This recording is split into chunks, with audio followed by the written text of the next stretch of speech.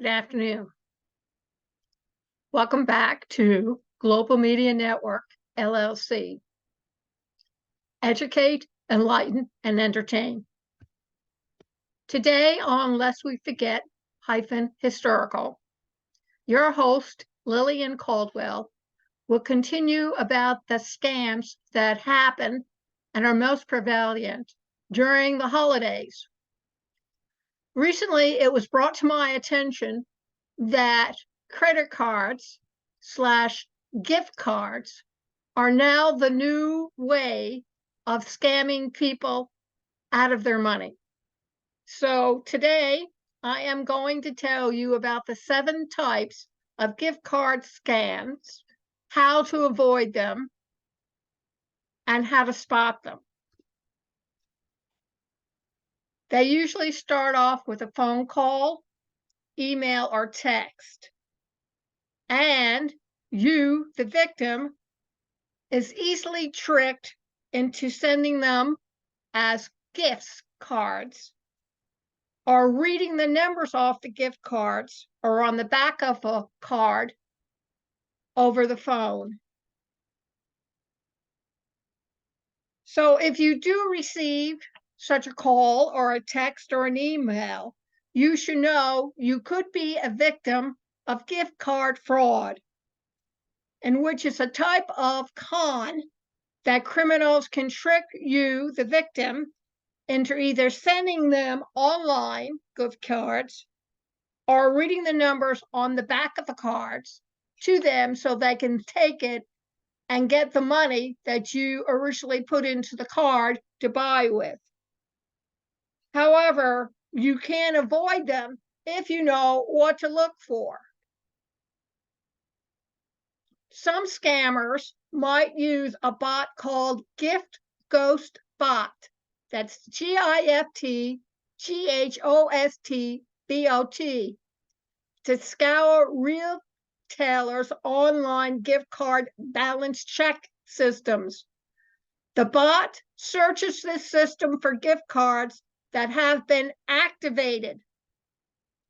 When you buy a gift card at a grocery store or a drugstore, when you pay for it, it's activated by the cashier.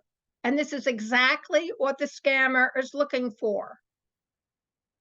When the bot finds an activated gift card, the criminals use the gift card number to make purchases themselves, or they sell the gift card's information on the dark web. When you use your card, you discover that the balance has been drained and the gift card you just bought is useless. One way to avoid this scam: use your gift cards as soon as possible, and it gives the bots less of a chance to discover your card information. The shady cashier. Sometimes the person operating the cash register is also on the scam. For example, if you purchase a gift card at a department store, the cashier might activate that gift card, but instead of handing it back to you, switches the card with one that hasn't been activated. The cashier keeps the activated card and gives you a card that won't work. It's not activated. The cashier then can use the activated card that you bought and purchased. The best way to avoid it: watch cashiers as they check you out. Make sure they hand the gift cards back to you as soon as they activate the card.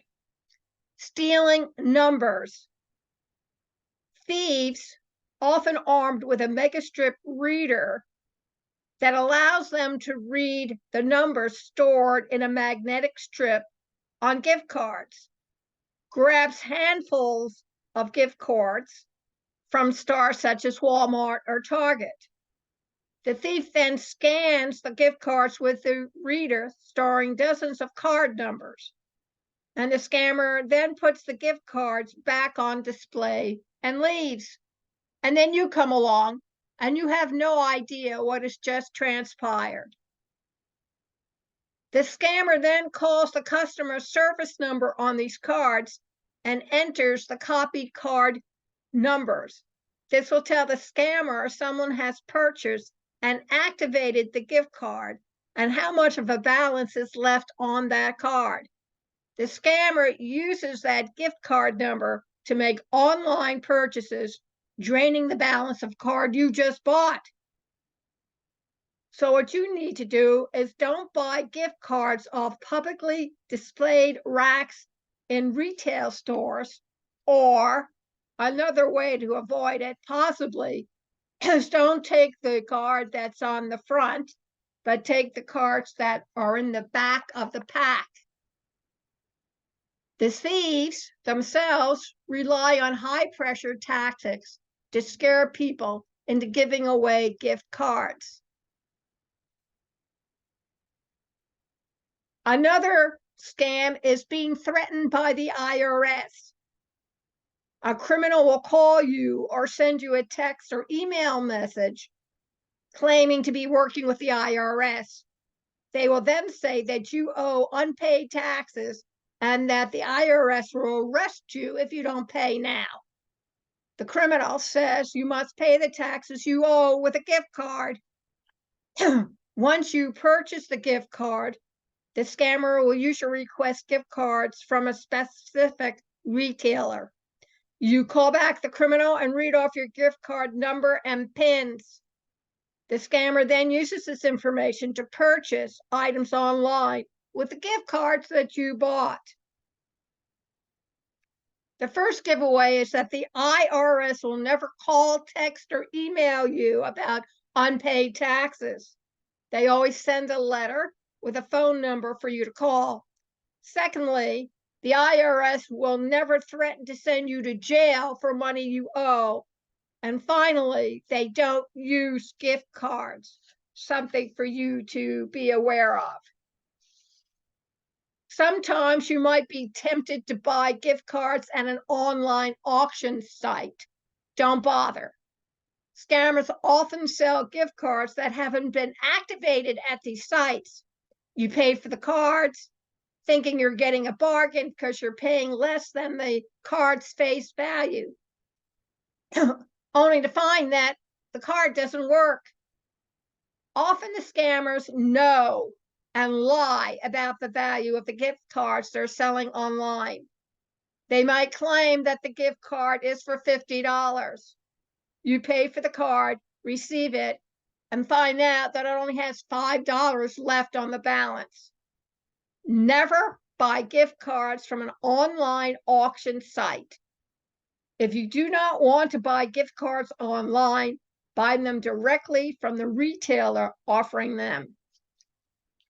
Then there's the fake prize. You might get a call, email, or receive text from a scammer telling you that you've won a lottery or contest. You've won a trip, a new car, or a cash prize. But to claim the prize, you must pay a redemption or claiming fee with the gift card.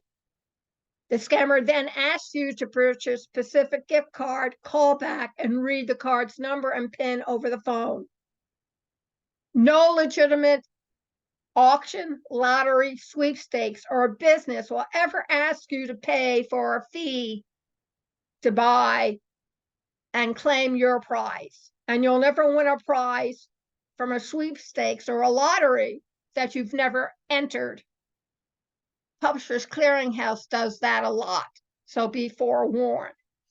The power company calls. You've read your utility bill and you receive them. But one day you get a rep claiming that they are from your public utility and says that you owe money. And if you don't pay up immediately, your power will be shut off, or your water. And the only way is to pay with a gift card that the representative tells you to go buy. Well, if you have somebody calling you, telling you buy a gift card for them, hang up the phone immediately. Your public utility company will never call you and tell you to go buy a gift card to pay them for money owed.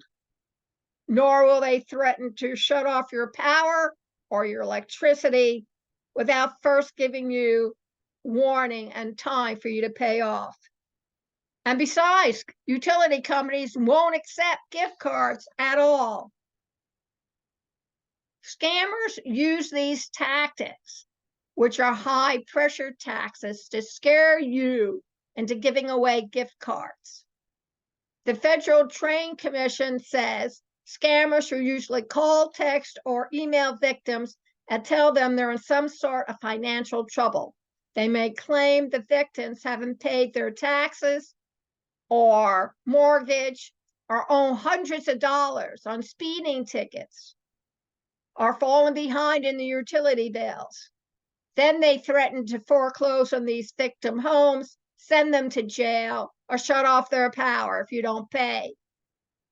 They will demand that victims purchase a gift card and either send them an electronic version of the card or provide them with the gift card's number and PIN. Once they have this information, they use it to buy whatever they want with the gift card, and you'll be out of the money that they spend on it. Remember this, it operates like Zelle. Once you put in the email address and you put into the amount and send it, it's money out of your account. You will never see it again.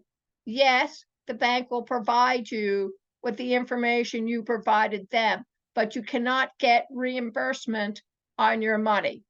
If you do decide to use PayPal to send money to somebody who you think is okay, but you're not sure, they have two options. One is family and friends, and the other one is business, where you pay a fee. Pay the fee, and it will give you the ability to ask for a refund and get your money back should you find out later that the money was obtained under false premises. Thank you very much for joining me, Lillian S. Cauldwell, on Lest We Forget -historical. The reason why I'm including it on Lest We Forget -historical is that scammers have a history, especially during the holidays, to come and take your money. And if you're a lady or a man or even a child, grandparent, it doesn't matter. They know the right emotional and behavioral buttons to push, and they push them. So do yourself a favor. If you don't know who they are, don't do it. If you get somebody from a utility company or the IRS, they're in the yellow pages. Look them up on Google, call them up and ask them directly. Don't do anything in haste. If you feel under pressure or you're panic attacking and you don't think that this is right, then don't do it. You're the one they need to convince. And if you cannot convince yourself, then you need to put down the phone, tell them to call them back later, however you want to end the phone call, and do it. Thank you very much for joining me. Next week, we will discuss about, are you sure the money is going to your charity, or have you just been scammed out of $2,000? Something that is also happening around the internet. Thank you very much for listening. You can listen to this podcast, Lest We Forget, all over again on YouTube /PWR Network _PW Talk Radio, on Spreaker.com /PWR Talk Radio, at https://PassionateWorldTalkRadio.com /blog, and 14 to 15 other directories.